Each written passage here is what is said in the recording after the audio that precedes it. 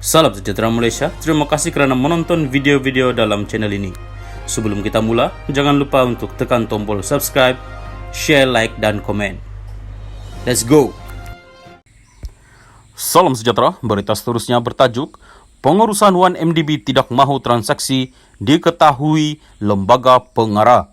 Berita penuh, Mahkamah Tinggi hari ini diberitahu pihak pengurusan One Malaysia Development Berhad 1MDB tidak mendapatkan persetujuan Datuk Seri Najib Razak dalam keputusan penting berhubung usaha sama antara syarikat pelaburan strategik negara itu dengan Petro Saudi International Ltd PSI.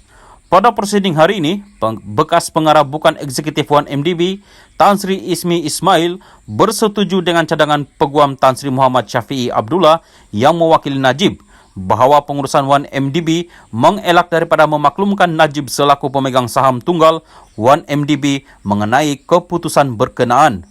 Keputusan itu membabitkan penukaran pelaburan dalam usaha sama itu kepada nota Islamik Murubaha yang dikatakan bernilai AS 2.3 bilion.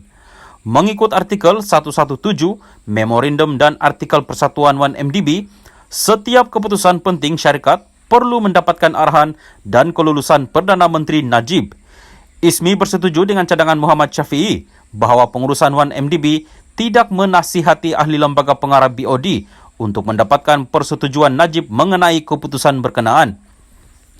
Ismi juga bersetuju dengan cadangan peguam itu bahawa bekas Ketua Pegawai Eksekutif 1MDB, Datuk Syahrul Azral Ibrahim Halmi, tidak memaklumkan BOD mengenai keperluan untuk mendapatkan persetujuan Perdana Menteri Najib.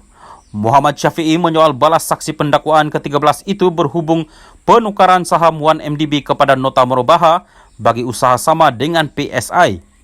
Apabila ditanya peguam sama ada Najib memainkan peranan dalam penukaran saham berkenaan, saksi berkata berdasarkan kepada dokumen resolusi perkeliling pengarah, tidak. Muhammad Syafiee mencadangkan bahawa BOD sudah pasti melenting jika tahu mengenai perkara itu. Yang dijawab Ismi mungkin. Ismi berkata beliau hanya mengetahui kini bahawa banyak kali nota Murubaha itu ditukar kepada equity dan sebaliknya yang bertujuan supaya ia tidak diketahui oleh BOD dan diteliti oleh editor. Katanya, perkara itu sudah semestinya dibangkitkan oleh BOD jika mereka tahu mengenainya. Dalam perbicaraan sebelum ini, Mahkamah diberitahu bahawa 1MDB membayar AS 1 bilion pada 2009 bagi 40% kepentingan dalam usaha sama manakala Petro Saudi memegang kepentingan selebihnya sebanyak 60%, di mana dana itu kemudian ditukarkan kepada nota Murubaha.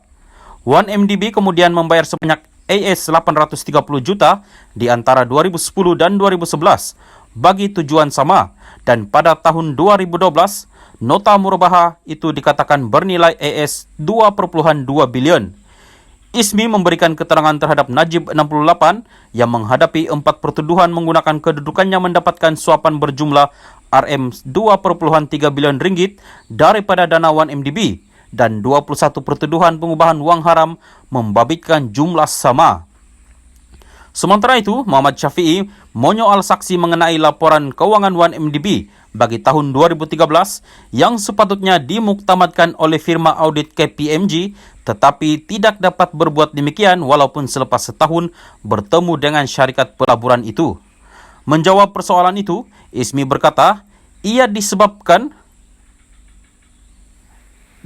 KPMG tidak berpuas hati dengan dokumen dan jawapan yang diberikan pengurusan 1MDB mengenai pelaburan 1MDB dalam Berzen Sky Ltd, iaitu sebuah syarikat yang diperbadankan di British Virgin Islands oleh ahli perniagaan dalam buruan Low Tech Joe atau Jolo. Ismi berkata pada ketika itu, beliau meminta satu mesyuarat diadakan oleh pengurusan 1MDB semata-mata untuk memaklumkan lembaga pengarah mengenai dokumen dan butiran yang diminta oleh KPMG mengenai isu pelaburan Brazen Sky kerana KPMG menimbulkan syak wasangka terhadap aset asas pelaburan.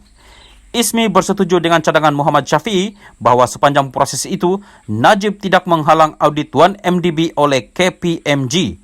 Perbicaraan di hadapan Hakim Datuk Colin Lawrence Square bersambung esok.